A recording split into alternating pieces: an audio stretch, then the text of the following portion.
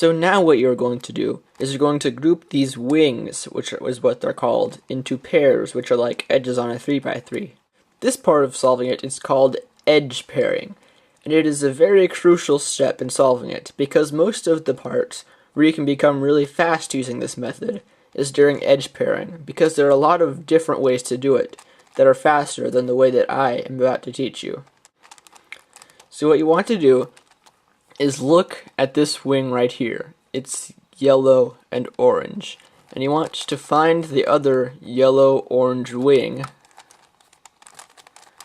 which is right here, and put the other one so that it's in this spot right here.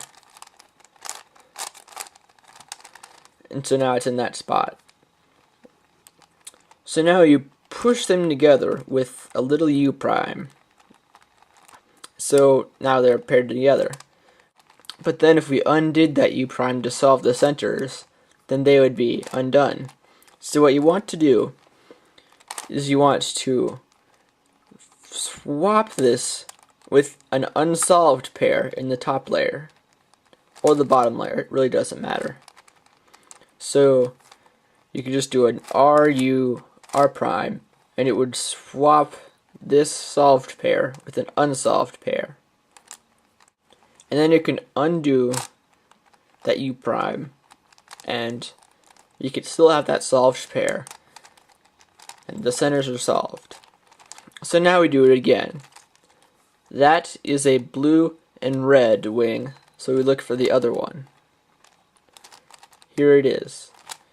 Now, sometimes it can be difficult to put it into this position. So if that's difficult, or like, for example, if it's right here, then you could do a R2 and then a little U2, and then they'd be paired up. So just like before, we swap it out with an unsolved pair and undo that move. And we still have these solved pairs while we haven't disturbed the centers. So we keep going. There's a green-white piece here. We have to look for the other wing that has green-white on it, and it's right here. So we put it in the position, right here, push them together, swap it with an unsolved pair, and there you go. Eventually, you will get to the point where you have to swap pieces out on the D layer, because the U layer has completely solved pairs. So that won't be much of a problem. You just do something like an R prime D R type move, and then it'll be solved.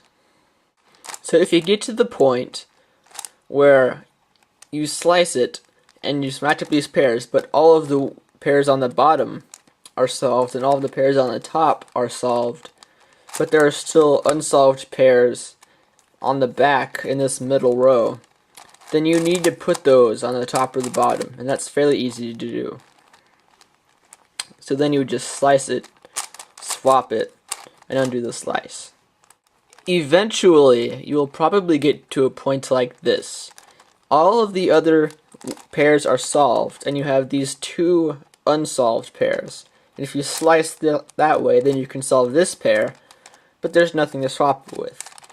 And if you slice this way, then you form a pair, but there's also nothing to swap it with.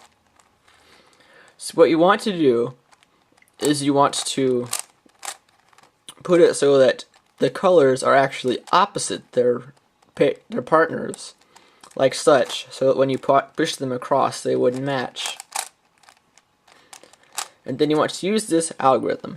Little u prime, R, U, R prime, F, R prime, F prime, R, little u. And then both of these pairs are solved. And what that algorithm is it's basically just a slice added onto what is called the flipping algorithm. And what it will do on a 3x3 is that it will flip this edge right here without disturbing the cross or either of the centers or all the other F2L edges. So that's a very useful algorithm, and you need to know it just in general. So I'm going to give you a few examples now of how this method can be used to get faster. You can solve one pair, then swap it out with something that you know can match up somewhere else, and put it there. Then swap it again with something that you know can match up with something else, put it there, swap it out, and then another thing matches up.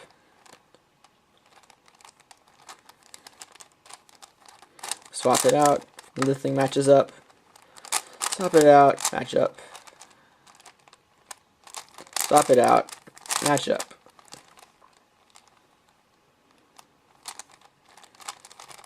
Swap it out, match up, swap it out. The middle centers are solved. Now you need to do the last ones.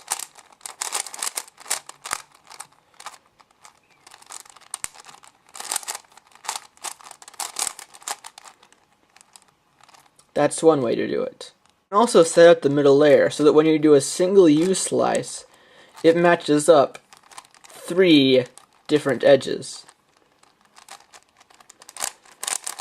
And then you can set it up from here so that when you undo that slice, it also matches up 3 edges.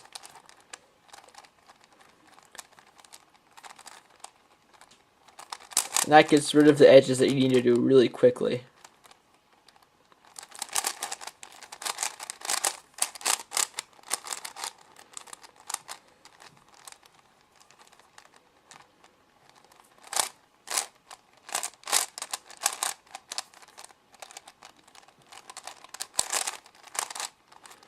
That's another way to do it.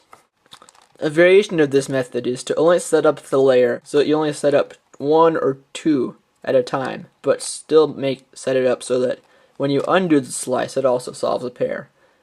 So that can be called 2 pairing, 4 pairing, or 6 pairing, because you can do that many on one slice.